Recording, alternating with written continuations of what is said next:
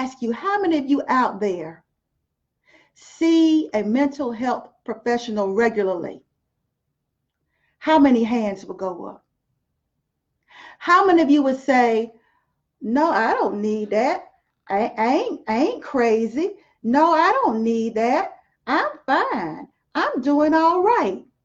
But I ask you, how close are you to a breakdown though? Do you even know? Have you even taken the time to assess where you are in your life mentally, emotionally, that if something bad were to happen right now, do you have the skills? Have you exercised that muscle that you would be able to come out on the other side of it stronger? Or would you come out on the other side compromised? How do you know? Have you even considered it? And during my hiatus, after the summit, and don't get me wrong, I enjoyed it. It's something that I do from my heart. I'm passionate about it. I love interviewing men and learning about relationships and learning who I am as a relational person and all of that, love and romance and true partnership and sharing information and learning about men and relationships. I love it. I could do that all day long. But if I'm getting caught up in a vortex of workaholism, if I'm getting caught up in a vortex that takes the fun out of it, takes the joy out of it, takes that sense of inner gratitude out of it, then I'm doing something wrong. There are many of us that are functional. Hi, Akishi. We're functional. My father, God rest his soul, my father, whom many people adored and loved, me being a daddy's girl, I adored and loved him. But my father was a functional alcoholic. I didn't understand it when I was growing up. I didn't understand it because he could work all week long. Some of y'all might understand. I see some lights going up. Where your parents either were functional workaholics, they're functional alcoholics, they were functional.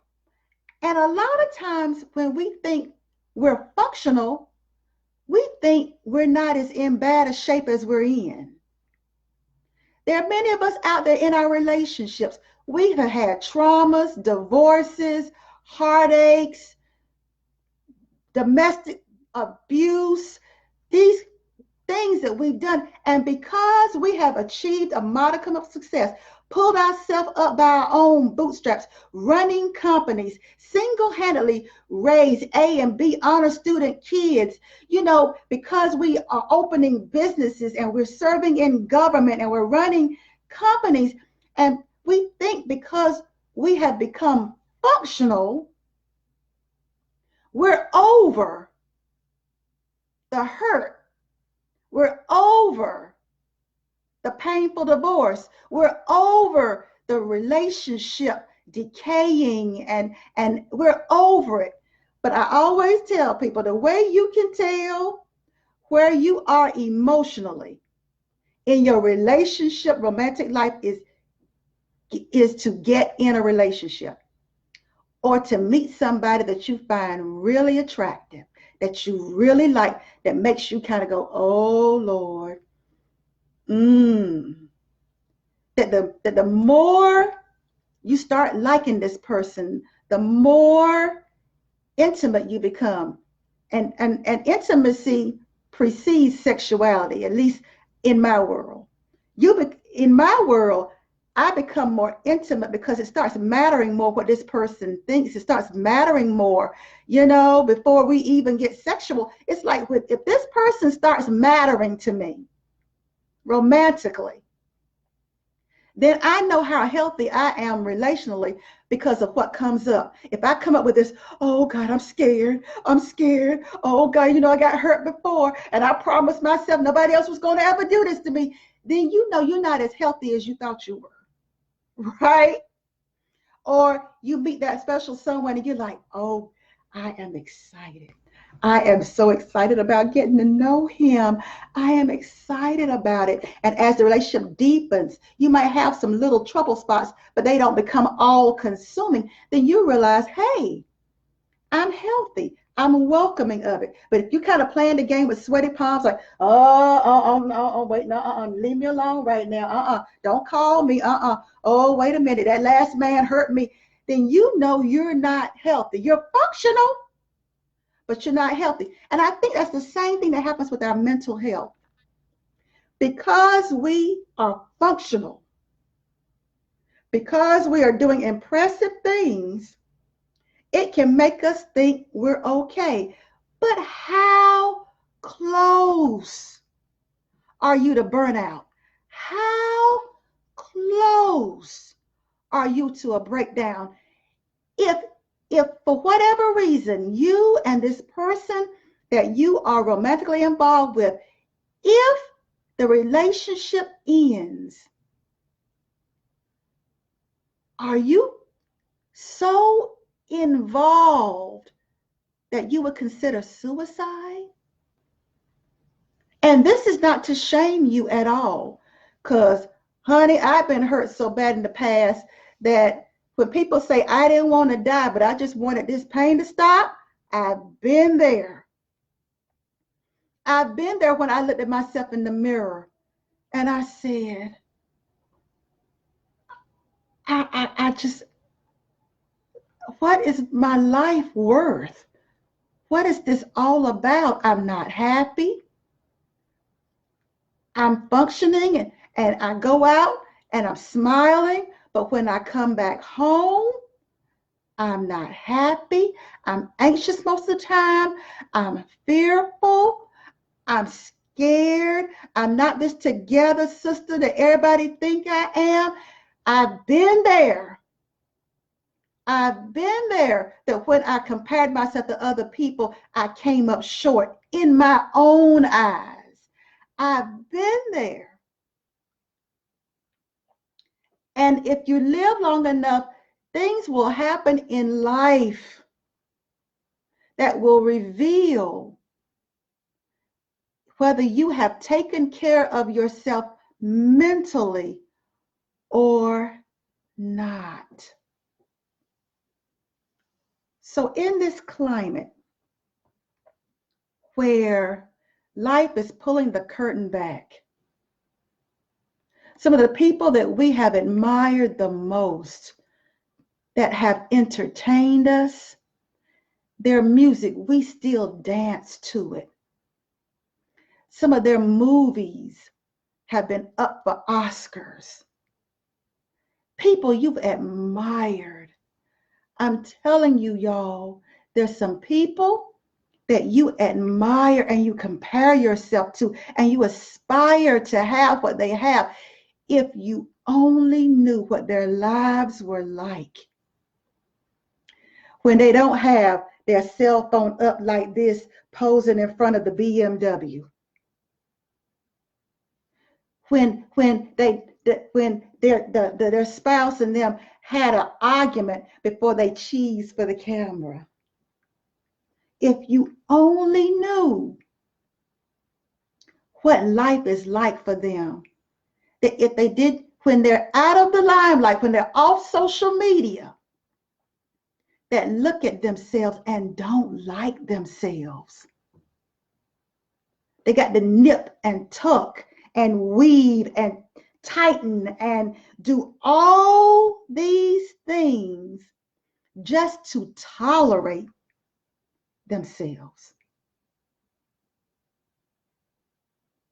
You don't know how many people, after a long day at work, have a cabinet full of wine because not just because they love drinking, but because it's so difficult that they try to anesthetize their pain. Listen to me, please, closely. Just because you have found a way to anesthetize your pain, to kill it for a moment, does not mean that you are mentally healthy.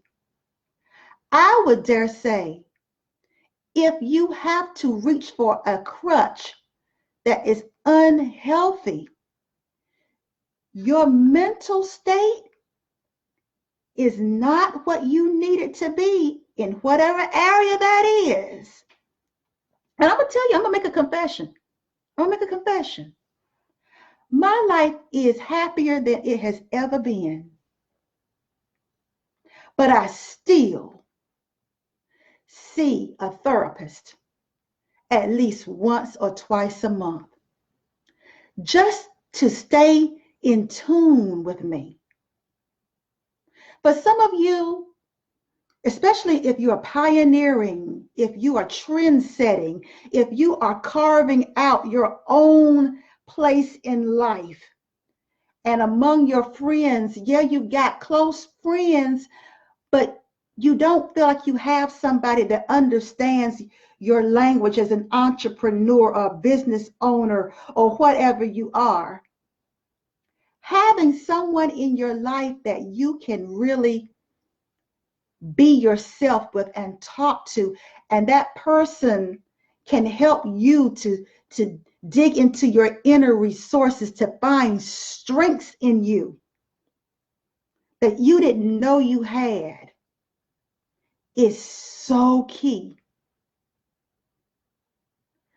My therapist and I talk about relationships. We talk about my relationship with myself, with my husband. We talk about struggles that I might have had or I'm having. Sometimes we get together and just laugh and celebrate. But it's just so great to know that I'm talking to someone who can really, who has the skill and the wherewithal to help me to strengthen my mental health muscle. For some of you, it may be your pastor. For others of you, it may be your therapist. For some of you, it may be your coach. But whatever it is,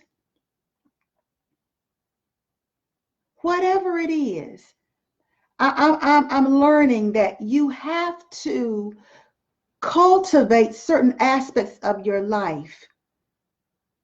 You can't wait till the storm comes before you buy an umbrella.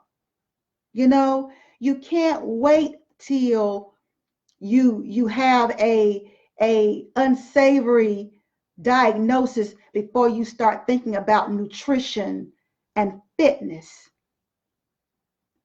And you can't wait till you have a mental or emotional breakdown before you start seeing someone. If you've already started exercising that muscle, it's one of the things I'm learning. I've never had a weight problem, but I realize that the older I get, if I want to be able to crawl around on the floor with my grand twins, who aren't even 2 years old yet, you know, they're learning to walk and get into stuff.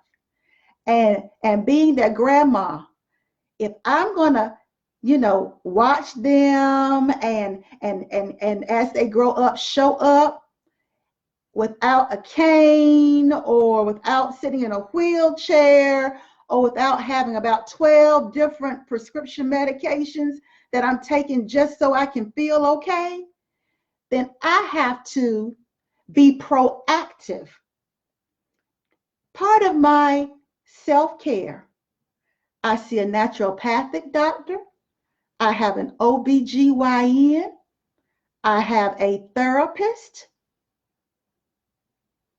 I have all these things because I realize that self-care is a holistic thing. And mental health is very critical. I can't just have this over here and neglect my mental health until I need to be mentally strong, until I need to be emotionally strong. That's a muscle that I have to build. And because I'm beginning to work out with weights now, I have a rebounder, AKA one of those little mini trampolines now. I'm learning that I'm having to do these things, and I'm starting to feel my body get stronger in ways that I didn't even know it needed to get stronger. Same thing with your mental health. If you start cultivating healthy mental health now, if you start thinking about it now, when life happens, it may throw you off for a minute. You might not do well for a minute. You might fall off the wagon for a minute. You might not be nice, fun to be around for a minute. But if you've already cultivated healthy habits, it improves the likelihood that you can find your way. You have created a community. You've created a circle of health around you. Your relationships.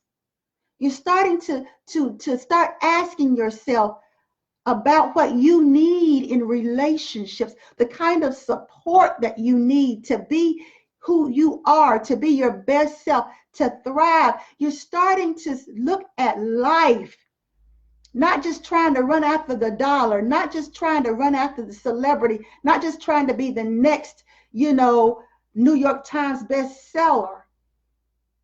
But instead of these all night writing things where you're writing and staying up all night, and it's becoming your habit to stay up all night, and then you wonder why you fall apart. It's because we have to cultivate habits and sleep, y'all. I'm going to say this and then I'm going to end it because I don't want to make it too long. But one of the main areas I know for me that I had to call into question was my sleep. I was beginning to cultivate a habit of staying up, surfing Facebook and Instagram, and just surfing. Sometimes you're not even really looking for nothing. You're just surfing just because it's almost like chewing gum. It's almost like just, playing with your hair. You're doodling. And before you know it, you can doodle and look up and it's 3:00 in the morning. And so many of us are functioning, but we're exhausted. And all of these things impact each other. All of these things impact each other. Your mental health affects your physical health. Your physical health affects your emotional health. Your emotional health affects, all these things are part of your makeup. And so I'm hoping that you all that are listening and that will listen to the replay, if there's anything that you take away from this, is that first of all, you will ask yourself, you will get quiet enough, even if the only time you can have time quiet is to walk away from your desk, get in your car, roll up the windows, and just sit with yourself for a moment and really ponder,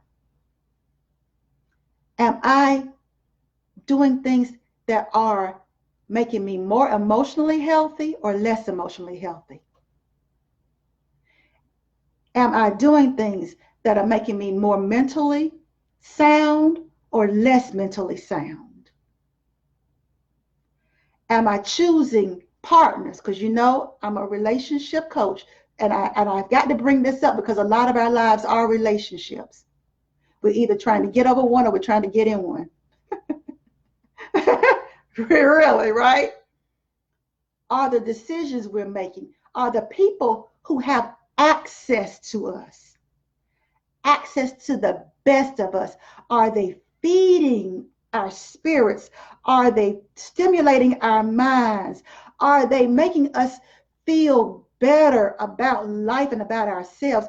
Do they fuel us, or are they battery drainers?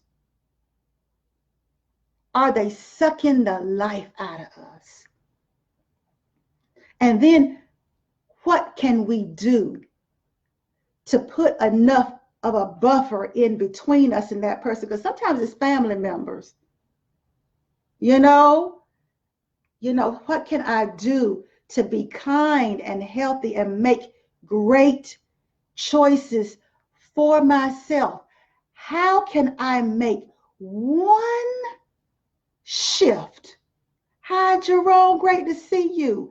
How can I make one tiny shift in my favor?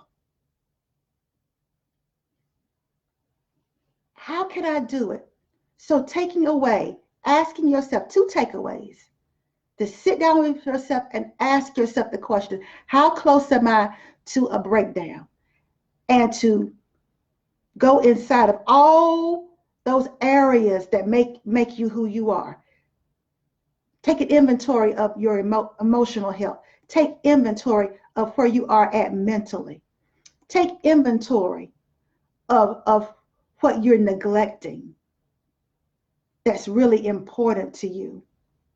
Take inventory of not just that you are working, but how are you working?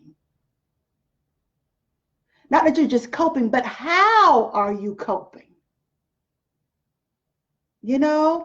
Take inventory. And then the second takeaway, one tiny shift. There are those of you that work in corporations that have an employee assistance program that you have not taken advantage of. What's a tiny shift? Maybe you don't need to listen to the news first thing in the morning to hear about who killed whom and who died in the latest automobile accident, or who's the latest actor that just took their lives or just accidentally died. Or sometimes you might just need to take a little bit of a break, and you can get to that because, trust me, it seems to be a part of our culture now. But what is the first thing you do when you wake up in the morning? Are you cultivating a healthy habit? Are you getting in contact with your spirit? And I don't just mean going to church, and I don't just mean going to Bible study, and I don't just mean reading your Bible, because all those are behaviors. But what is fueling that behavior? Are you truly connecting? Do you truly feel connected with your soul's joy? Do you really feel connected to your creator in a positive way? Or are you constantly trying to make amends because of the latest sin you did? What is that real spiritual core relationship built on? Is it built on trust, or is it built on fear? These are the kinds of questions that help us to truly assess where we are.